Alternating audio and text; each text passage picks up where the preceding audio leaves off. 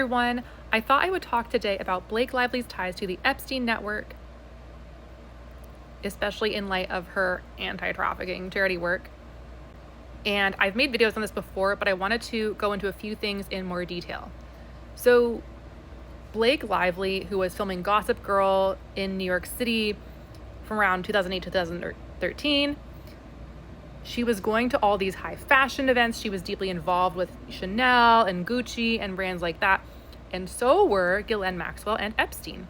As we know, Epstein was using modeling agencies to recruit some of these women, especially with people like Jean-Luc Brunel, who also did work for IMG Models, which, by the way, IMG Models was bought by WME, which is owned by Ari Emanuel. Ari Emanuel's company has had so many people with allegations against them. I can't make another video on this, but Vince McMahon and other people. And then Ari's been a good friend of Trump, which things were happening at Trump's pageants. I made a whole video on that. So really, really sketchy there. Ari was being considered for a position in the Trump administration. Anyway, so we have that whole situation, but the people that were attending these events, like especially the intimate dinners and things like that for Blake Lively, like this one, they were also going to these intimate events with Ghislaine Maxwell, who was more active on the town than Epstein. Ghislaine went to tons of high-profile events. So these circles were like one-to-one, it seemed like.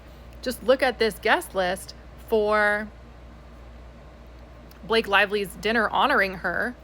We have Waris Ahluwalia, Catherine Keating, Tory Burch, Andre Balas.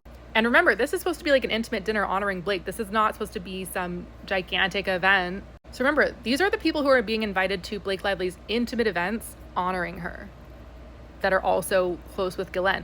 Catherine Keating, who I just mentioned, was spotted sneaking out of Jeffrey Epstein's space.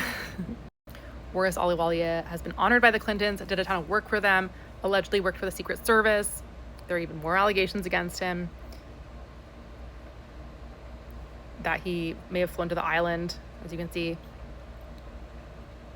We have Andre Balas, great friends with Ghislaine Maxwell for years, managing Chateau Marmont, which also held this private event for Marina Abramovic of Spirit Cooking, if you remember that whole situation. Ghislaine Maxwell did go to that event as well. We have Tory Burch, if you can believe it. She was, inviting Ghislaine to events too, like this book signing that Mindy Kaling had and other events that they were involved with. If you look at the people who are attending these, dinners and events, it's the same faces over and over again. These are the social circles that Ghislaine and Blake were involved with. So, we have, just want to highlight this Martha Stewart connection. I haven't delved into this enough, but this is here. So it's really important to just kind of be able to map out these connections and what was going on at the time. So it's cool. It'll be interesting to see what happens coming up after, Marcos's video has come out, Be Better. And then also Candace came out with her Lou Taylor video.